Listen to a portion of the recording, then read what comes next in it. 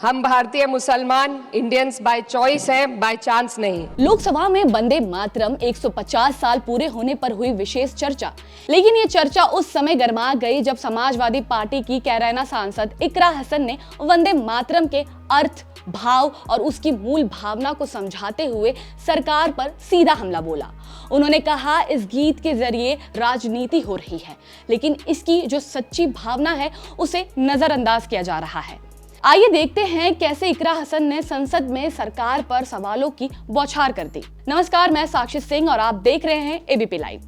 दरअसल सोमवार को लोकसभा में वंदे मातरम के 150 साल पूरे होने पर बहस शुरू हुई। ये बहस सम्मान की थी, इतिहास की थी, लेकिन इसी दौरान एक स्टेटमेंट ने चर्चा का रुख बदल दिया। कैराना से सपा सांसद इकरा हसन खड़ी हुई और उन्होंने वंदे मातरम को लेकर अपनी बात मजबूत तर्कों के साथ रखी।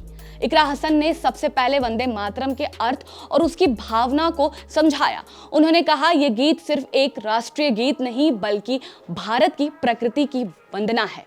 इसमें जल, जंगल, जमीन, हरियाली और शीतल हवा सबकी पूजा है। यह गीत उस भारत की मंगल कामना करता है जहां हर नागरिक सुरक्षित हो, स्वस्थ हो और सम्मान के साथ जी सके।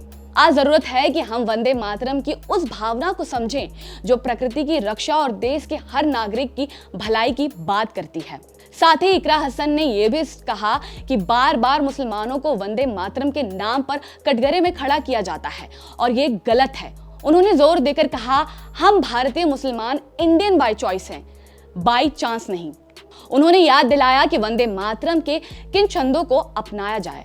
यह फैसला नेताजी सुभाष चंद्र बोस और रविंद्रनाथ टैगोर की सलाह से हुआ था और अब उन पर सवाल उठाना देश के नायकों की समझ पर सवाल उठाने जैसा है।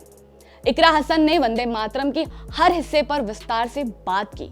उन्होंने कहा, सुजलाम सुफलाम तभी होगा जब देश की नदियां जिंदा हों, लेकिन रिपोर्ट्स बताती हैं कि यमुना का हाल बेहद खराब है।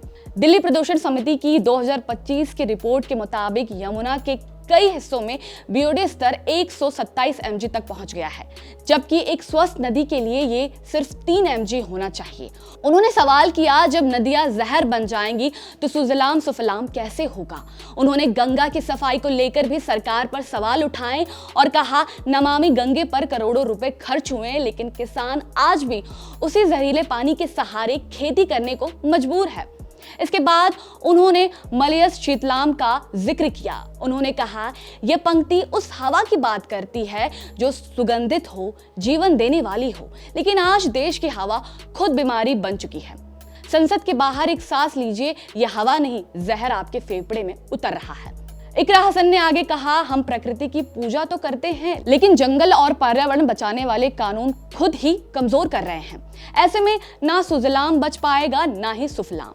उन्होंने कहा, सस्य श्यामलाम एक ऐसे देश का प्रतीक है जहां खेत हरे हों, फसलें भरी हों और किसान खुशहाल हो।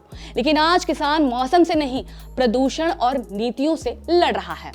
और इकरा हसन ने यह भी आरोप लगाया है कि वंदे मातरम को राजनीति का आधार बनाकर पूंजीपतियों को फायदा पहुंचाया जा रहा है। जमीनें सौंप दी जा रही हैं और आदिवासियों को उनके घरों से हटाया जा रहा है।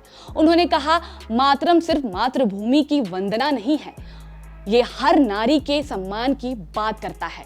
लेकिन देश में महिलाओं पर अत्याचार लगातार बढ़ रहे हैं और ये वंदे मातरम की भावना के खिलाफ है। तो लोकसभा की यह चर्चा जहां वंदे मातरम को सम्मान देने की बात होनी थी, वहीं इकरा हसन के इन आरोपों ने सरकार पर सवालों की एक लंबी सूची छोड़ दी। वंदे मातरम की सच्ची भावना पर बहस अब और तेज हो गई है।